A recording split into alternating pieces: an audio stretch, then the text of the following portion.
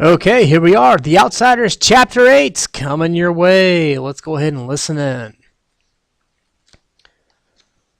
The nurses wouldn't let us see Johnny. He was in critical condition. No visitors. But Two-Bit wouldn't take no for an answer.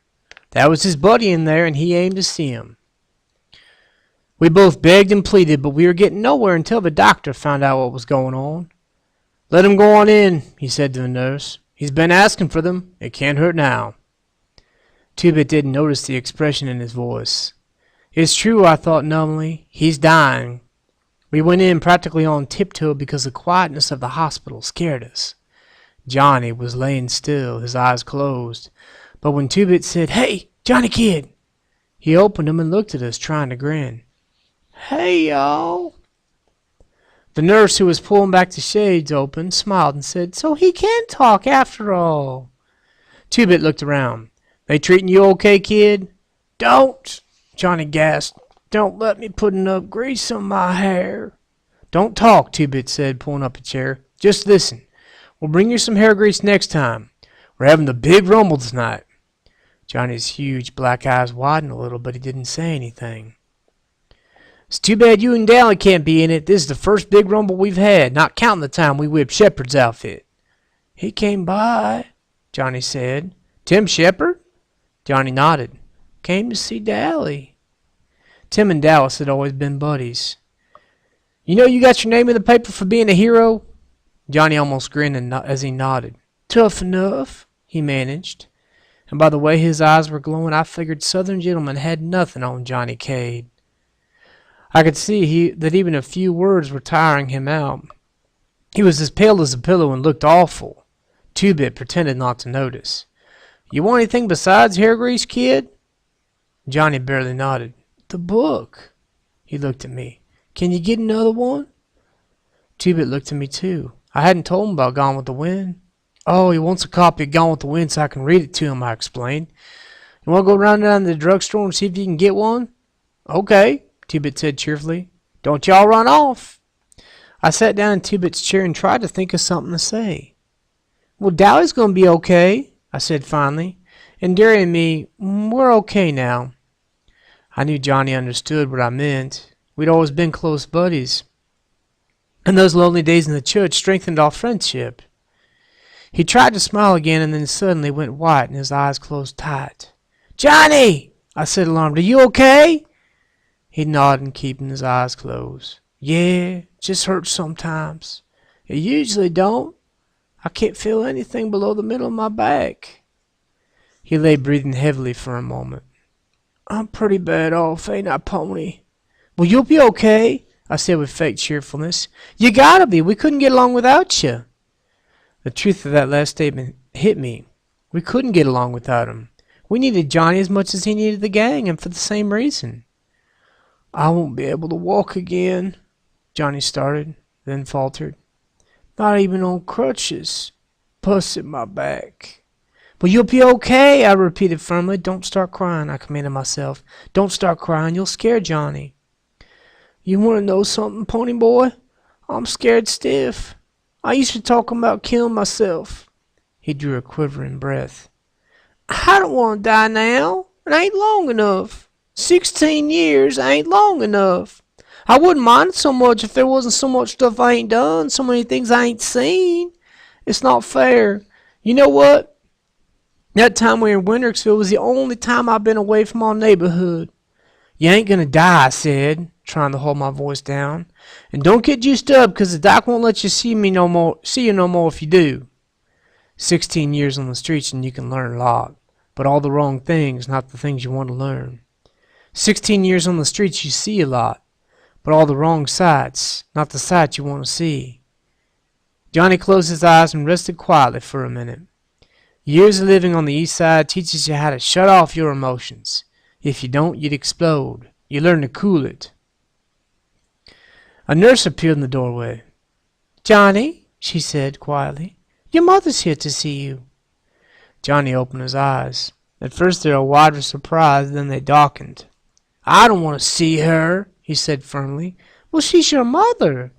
"I said I don't want to see her." His voice was rising.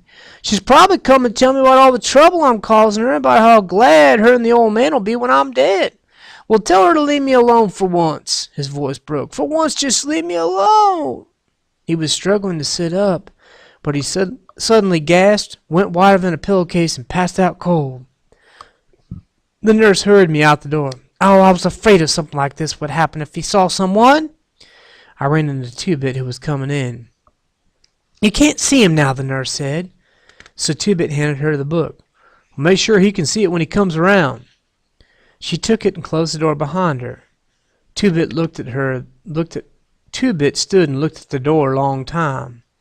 Wish it was any one of us except Johnny, he said, and his voice was serious for once. We could get along with anyone except Johnny.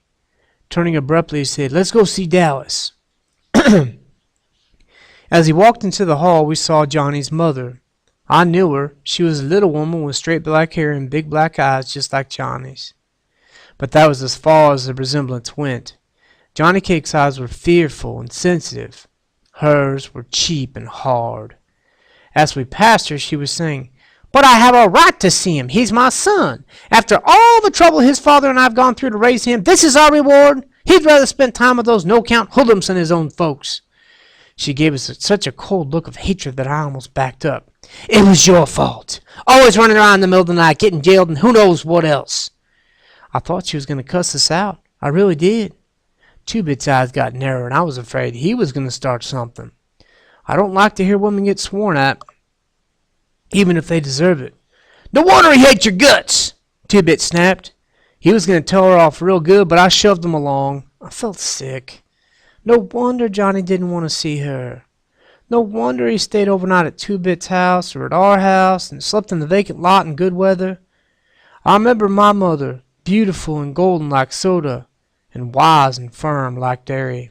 Oh, Lordy! There was a catch in Two-Bit's voice, and he was closer to tears than I'd ever seen him. He has to live with that? We hurried to get to the elevator to the next floor. I hoped the nurse would have enough sense not to let Johnny's mother see him. It would kill him. Dally was arguing with one of the nurses when we came in. He grinned at us. Man, am I glad to see you. These hospital people won't let me smoke, and I want out. We sat down grinning at each other. Dally was his usual mean on herself. He was okay. Shepherd came by to see me a while ago. That's what Johnny said. What'd he want?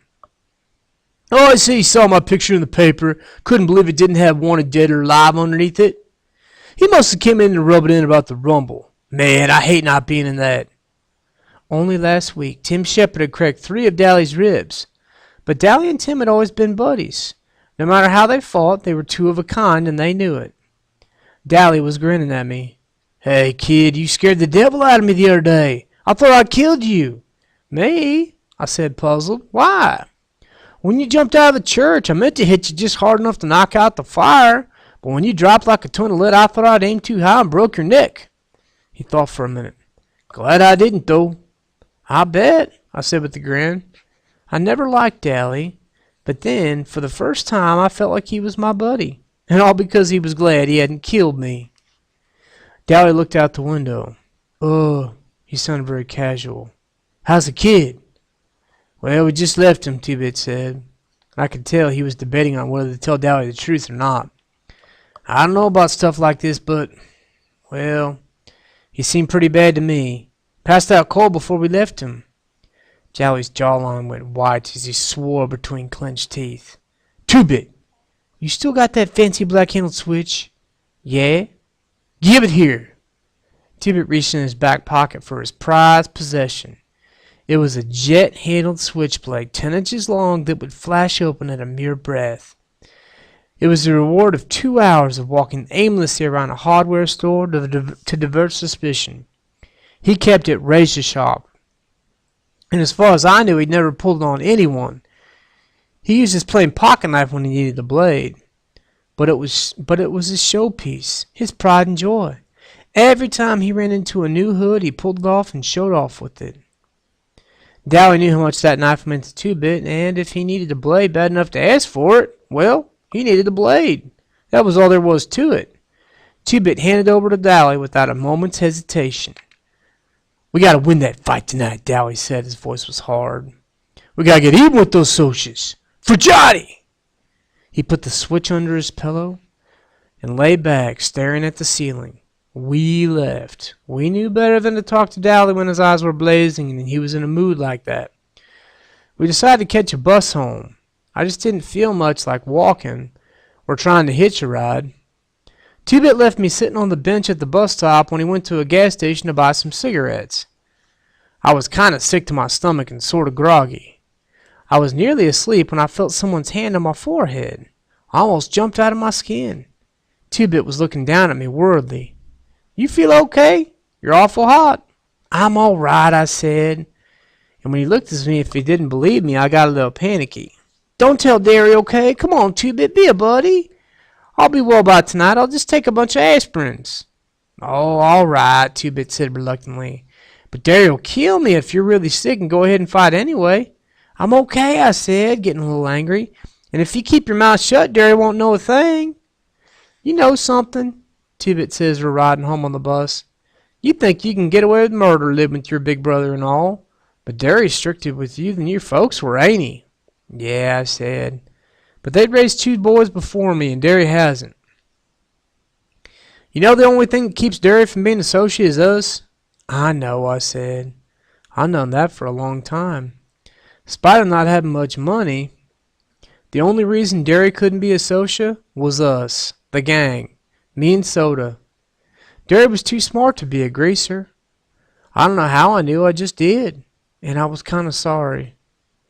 I was silent most of the way home. I was thinking about the rumble. Had a sick feeling in my stomach, and it wasn't from being ill. It was the same kind of helplessness I'd felt that night when Derry had yelled at me for being asleep in the lot. I had the same deathly fear that something was going to happen that none of us could stop. As we got off the bus, I finally said, Tonight? I don't like it one bit. Two-Bit pretended not to understand. I never knew you to play chicken in a rumble before, not even you as a little kid. I knew he was trying to make me mad, but I took the bait anyway. I ain't chicken, Two-Bit Matthews, and you know it, I said angrily. Ain't I Curtis, same as Soda and Derry? Two-Bit couldn't deny this, so I went on. I got an awful feeling something's gonna happen. Yeah, something is gonna happen. We're gonna stomp the Social's guts out, that's what. Two-Bit knew what I meant, but he doggedly pretended not to. He seemed to feel that if he said something was all right, immediately it was, no matter what. He's been that way all his life, and I don't suspect he'll change. Soda Pop would have understood, but we would have tried to figure it out together, not just Two-Bit. But Two-Bit just ain't Soda, not by a long shot. Cherry Valance was sitting in her Corvette by the vacant lot when we came by. Her long hair was pinned up, and in the daylight she was even better looking. That Stingray was one tough car, a bright red one. It was cool. Hi, Pony Boy, she said. Hi, Two-Bit. Two-Bit stopped. Apparently Cherry had showed up there before the week Johnny and I had spent in Hendricksville. So what's up with the big times? She tightened the strings on her ski jacket. Well, they play your way. No weapons, fair deal, your rules. Are you sure? She nodded. Yeah, Randy told me. He knows for sure. Two-Bit turned and started home. Thanks, Cherry. Hey, Pony Boy, wait a minute, Cherry said. I stopped and went back to the car. Randy's not going to show up at the rumble. Yeah, I know. He's not scared. He's just sick of fighting. Bob, she swallowed and went on quietly. Bob was his best buddy since grade school. I thought of Soda and Steve. What if one of them saw the other killed? Would that make them stop fighting? No, I thought. Maybe it would make Soda stop, but not Steve. He'd go on hating and fighting. Maybe that was what Bob would have done if it had been Randy instead of him. How's Johnny?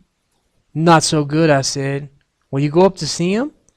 She shook her head. No, I couldn't. Why not? I demanded.